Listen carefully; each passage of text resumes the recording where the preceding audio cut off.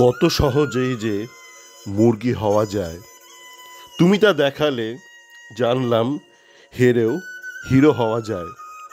এটি ইস্টবেঙ্গল সংক্রান্ত একটা আলোচনা। কত সহজেই যে মুরগি হওয়া যায়, তুমি তা দেখালে জানলাম হেরেও হিরো হওয়া যায়। গতকাল আমরা একটা একটা বিনোদন দেখলাম, একটা বিনোদিনী কান্না দেখলাম। গতকাল ছিল 24 তারিখ, আজকে বড়দিন। আজকেও বিনোদন, একটা ভালো বিনোদন। গতকাল ছিল একটা বিনোদনীয় কান্নার নাটকীয় পরিবেশ। আপনারা কি জানেন তার ঠিক দুদিন আগে ইস্টবেঙ্গলের রিজার্ভ টিম খুব বাজে খেলে হেরে এসছে রায়গঞ্জ থেকে। হ্যাঁ, জীবনে দেখুন জেতাহার আছেই, খেলায় জেতাহার আছে, জীবনেও জেতাহার আছে, খেলা জীবনেরই অঙ্গ। কিন্তু বাজে খেলে হারাটা কিন্তু ঠিক গ্রহণযোগ্য নয়। গত বছর ইস্টবেঙ্গল রিজার্ভ টিম খেলতে গেছিল রায়গঞ্জে কুলদাকান্ত শিল্ড, সেই টুর্নামেন্ট জিতে এসেছিল। এই বছর ইস্টবেঙ্গলের রিজার্ভ টিম গিয়েছিল সেই কুলদাকান্ত শিল্ড খেলতে। প্রথম ম্যাচ ছিল সেমিফাইনাল। সেই ম্যাচ নির্ধারিত খেলার শেষে 90 মিনিট খেলার শেষে 45-45 দুটো অর্ধ ছিল, 1-1 শেষ করে। তারপর টাই ব্রেকারে ইস্টবেঙ্গল হেরে যায়। দেখুন, এই ইস্টবেঙ্গল রিজার্ভ টিমে কিছুটা দুর্বলতা ছিলই, কেননা বাংলা টিমে ইস্টবেঙ্গলের অন্তত রিজার্ভ টিমের একজন দুজন তো ছিলই, আর ওই কেরালাতেও ছিল 4টের মতন ছেলে। আমি হারাটাকে আবারও বলছি, হারাটা বড় ব্যাপার নয় জীবনে, কিন্তু আপনি কীভাবে খেলছেন, কীভাবে হারছেন, সেটা বড় ব্যাপার। আমি যেমন গত বছর বলেছিলাম, একাধিকবার আমি ইউরোপ থেকে এসেছিলাম কলকাতায় ব্যক্তিগত কাজে। তো একবার আন্ডার-17 খেলা দেখতে গিয়েছিলাম। তখন কিন্তু আমি দেখেছিলাম মাঠে বসে ইস্টবেঙ্গল যে আন্ডার-17 টিম অতি জঘন্য খেলছে, মানে কোনো কোঅর্ডিনেশন নেই প্লেয়ারদের মধ্যে, বল দেয়া নেয়া, পাসিং, একটা যে মুভমেন্ট, সেসব নেই। তো গতকালও ম্যাচে ইস্টবেঙ্গল একদম শেষের দিকে 1 গোল লিড নেয়। তারপর কিছুটা বল দেয়া নেয়া খেলা হয়েছে, কিছুটা তবুও মানে সেটা মানে আশাপ্রণোদিত নয়।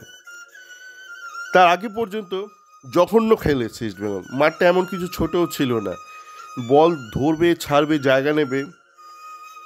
তো এটা খুবই একটা লজ্জার বিষয়, ভীষণ লজ্জার বিষয়। লজ্জা হওয়া দরকার। যারা আপনারা কান্নাকাটি করছেন তাদের লজ্জিত হওয়া দরকার। ইস্টবেঙ্গল রিজার্ভ টিম এতটা বাজে খেলেছে কালকে, সেদিন কি দুদিন আগে।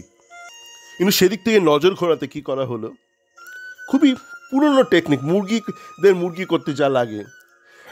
মানে আমরা মুরগি, আমাদের মুরগি করে এসেছিল ব্রিটিশরা। আমি হয়তো তখন বেঁচে ছিলাম না।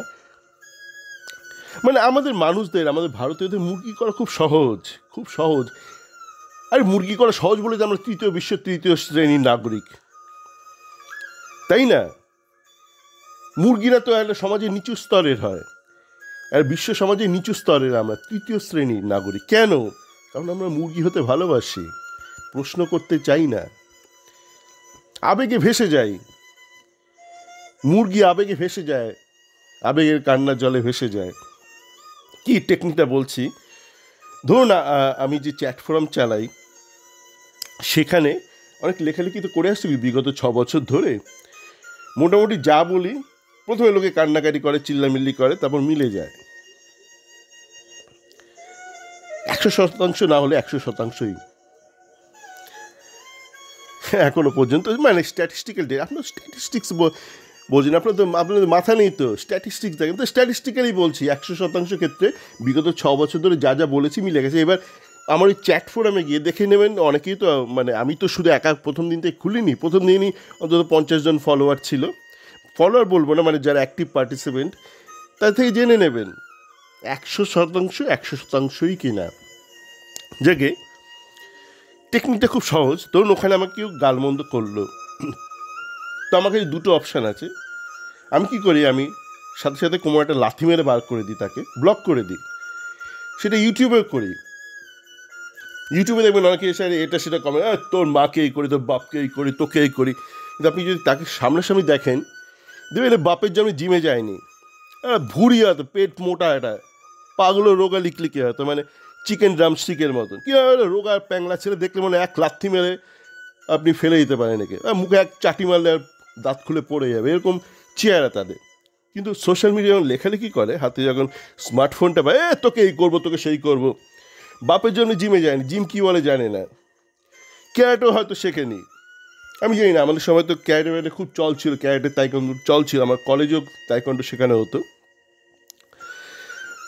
আমি তাইকন্ডো শিখিনি, মানে ওই অল্প বিস্তর ক্যারেটে শিখতে হয়েছিল, মানে তখন এটা একটা চল ছিল, মানে কলকাতায় একটা চল ছিল। আর জিমটা করতেই হয়, আর বিদেশে আপনাকে যদি থাকতে হয় চেয়ারটা ঠিকঠাক রাখতে, তো আমি অনেক আগে থেকেই করি। যাকে ঘটনা হলো, মানে এরকম রোগা প্যাংলার ছেলে পিলে, তোকে এই করবো, তোকে ওই করবো, তোর মাকেই করবো, তোর বাবাকেই করবো, তোকেই করবো। আর থাবড়া মারলে হয়তো দাঁত চশমা খুলে পড়ে, আর মোটা হয়তো হরলিক্সের চশমা নিয়ে ঘুরে বেড়াচ্ছে, এরকম সব ছেলে পিলে। তা আমি এইসব ঝামেলায় না গিয়ে, যেই মুহূর্তে গালমন্দ করে, প্রথম গালমন্দ তাকে পার্মানেন্টলি ব্লক করে দিই বা লাথি মেরে বার করে দিই। এবার আমি আরও একটা কাজ করতে পারি, ওরকম কোনো একটা মানে একটা গালমন্দ নিয়ে, বা আমাকে গালমন্দ করেছে সেটাকে নিয়ে একটা আবেগী একটা রিপ্লাই দিতে পারি, সেটা স্ক্রিনশট নিয়ে একটা চ্যাটের দিতে পারি, এই দেখুন আমাকে আবেগ দিয়ে আমাকে গালাগাল দিচ্ছে আমাকে, বা একটা ইউটিউব কন্টেন্ট করতে পারি, এই দেখুন এই করেছে সেই করেছে, এগুলো বলতেই পারি। তখন মানে আমাদের মানে পাবলিকের চোখ দিয়ে 5 গ্রাম জল বেরোতো, তখন 5 গ্রাম জল বেরোতে থাকবে, চোখের জল বেরোতে থাকবে, 5 গ্রাম টপ টপ টপ টপ করে চোখের জল বেরোবে। তো এইটাই মানে, এই যে ইস্টবেঙ্গল রিজার্ভ টিম খুব বাজেভাবে খেললো, বাজেভাবে হারলো, হারাটা বাজেভাবে না, হারাটা টাই ব্রেকারে হেরেছে। কিন্তু এতদিন ধরে রিজার্ভ টিমের পেছনে পয়সা খরচ করা হচ্ছে, লোকজন পোষা হচ্ছে, তা সত্ত্বেও যে এত বাজে খেলা। আমি আবারও বললাম যে ইস্টবেঙ্গল টিমের কিছু প্লেয়ার, ধরুন কেরালাতে খেলছিল সন্তোষ ট্রফি, কিছু প্লেয়ার মানে সন্তোষ ট্রফি প্লেয়ার, তাদেরকে আপনারা আবার আইএসএলে তুলে দিয়েছেন, এরা তো ম্যাচটা জিতিয়ে দিত। কল্যাণীর একটা স্থানীয় টিমের সাথে খেলা হচ্ছিল, কল্যাণী ওয়ারিয়ার্সের সাথে। কল্যাণী ওয়ারিয়ার্সের সাথে হয়তো ম্যাচটা বার করে দিত কেরালা, সেই ছেলেরা বার করে দিত, নিশ্চয়ই বার করে দিত। তার সাথে চাকুমান্ডিও ছিল, আদিত্য পাত্রও ছিল, হয়তো বার করে দিত, যদি গোলে জুলফিকার গাজী খুব একটা খারাপ খেলেনি। কিন্তু তারা হেরে গেছে। এবার এটা নিয়ে প্রশ্ন তো করতেই পারে, কেউ প্রশ্ন করতেই পারে, এত টাকা এতদিনে ব্যয় করা হচ্ছে, এতদিন ধরে রিজার্ভে, এরকম খেলা কেন, খেলাটা এত বাজে কেন? আপনারা দেখে নেবেন, ইউটিউবে আছে খেলাটা, আমি আমার চ্যাট ফোরামে লিঙ্কটাও শেয়ার করে দিয়েছি, গোটা ম্যাচের লিঙ্ক, হাইলাইটস নয়, গোটা ম্যাচের লিঙ্ক দেখবেন। তো এত বাজে খেলেছে বলে আমি আলাদা করে কারোর নাম উল্লেখ করলাম না, কে কেমন খেলে, শুধু একজনের কথাই বলবো, বিজয় মুর্মু 7 নম্বর জার্সি পরেছে। এমনিতে সিনিয়র টিমের বা ও যখন রিজার্ভ টিমের হয়ে খেলে তখন 87 নম্বর জার্সি পরে, তো এই টুর্নামেন্টে 7 নম্বর জার্সি পরে খেলেছে। বিজয় মুর্মুকে দেখলাম মানে ব্যক্তিগত লেভেলে বেশ ভালো খেলেছে। এবং বিজয় মুর্মু সম্পর্কে একটা কথা বলবো, কালকের ম্যাচটা দেখলাম তো, গোটা 90 মিনিট দেখেই তো এইটা বলতে শুরু করেছি যে আপনার মুরগি কত সহজে, আপনাকে মুরগি করা যায়, তুমি তা দেখালে, দেখলাম আমি, খেরেও হিরো হওয়া যায়। তো বিজয় মুর্মু কিন্তু মাথা উঁচু করে ড্রিবল করে, মানে মাথা নিচু করে শুয়োরের মতন ড্রিবল করে না, অনেক আছে শুয়োরের মতন মাথাটা নিচু করে ড্রিবল করতে থাকে, তারপর যখন মাথাটা তুলে পাস দেবে, কাকে পাস দেবে দেখতে পায় না, উল্টোপাল্টা একটা পাস দিয়ে দেয়, উল্টোপাল্টা একটা ক্রস করে, কি উল্টোপাল্টা একটা শর্ট মারে, ব্যালেন্স হারি। বিজয় মুর্মু কিন্তু সেটা করে না। এবং আজ যে আমি বললাম, এই একটা মুহূর্ত দেখি, ও 10টা মুহূর্তের মধ্যে একটা মুহূর্ত ভালো করেছে, হিরো হিরো না, আমি কিন্তু তা করি না। আমি গোটা ম্যাচটা দেখেছি, বিজয় মুর্মু যখনই বল ধরেছি আমি ওকে অ্যাসেস করার চেষ্টা করেছি। আপনি নিজের চোখে দেখুন না, আরে চোখটা কোথায় দিয়েছেন, চোখটাকে পেছনে গুঁজে দিয়েছেন, বিনোদনের জন্য চোখটা কারোর পেছনে গুঁজে দিয়েছেন কি? দেননি তো, মাথা তো গেছে, মাথা তো নেই, চোখটা তো অন্তত আছে, চোখটা একটু ব্যবহার করুন, না চোখটা তো যাবে এরপর। তা যাকে ঘটনা হলো যে বিজয় মুর্মু খেলাটা ভালো লাগলো, আর বাকিদের খেলা আমি ঠিক বুঝলাম না কেন এতটা ছন্নচারা খেলছিল, বিজয় মুর্মুকে অনেক বেশি মানে আলাদা করে চোখে পড়ছিল। তবে একটা ঘটনা বলে শেষ করি, শেষ দিকে দেখলাম একটা ছেলেকে নাম হলো, জুনিয়র ছেলে, তার কথা আমি কিন্তু বহু আগে বলেছি, বহু আগে, অন্তত 1 বছর আগে বলেছিলাম। সেই ছেলেটা আন্ডার 17-এর উইঙ্গার, সাহিল মণ্ডল। এবার সে কেমন খেলেছে না কেমন খেলেছে অতটা এভিডেন্স ছিল না, মানে একদম শেষের দিকে নেমেছিল, একটা দুটো মুহূর্ত ছিল, তো সেইটা দেখে আমি বলবো না, মানে ভালো মন্দ মাঝারি কিছুই বলবো না, অন্তত তাকে দেখি কিছুটা সময় ধরে একটা গোটা ম্যাচে দেখতে হবে, তারপরেই বলা যায়। কিন্তু এটা দেখে ভালো লাগলো যে আন্ডার 17-এর একটা ছেলে কিন্তু রিজার্ভ টিমের হয়ে নেমেছিল, অন্তত গোটা 10 মিনিটের মতন তো মাঠে ছিলই। এবং আমি দেখলাম টাই ব্রেকার যে শটগুলো নিল তার মধ্যে সাহিল মণ্ডল একটা শটস নিল এবং বেশ কনফিডেন্টলি শটটা থেকে গোলও করলো। তো এটাই বলার ছিল, আজকে বড়দিন, চেষ্টা করুন যদি মানুষের মতন বাঁচতে পারেন। মানুষই জন্মেছেন, মুরগি হয়ে কেন মরবেন বলুন। ভালো থাকবেন।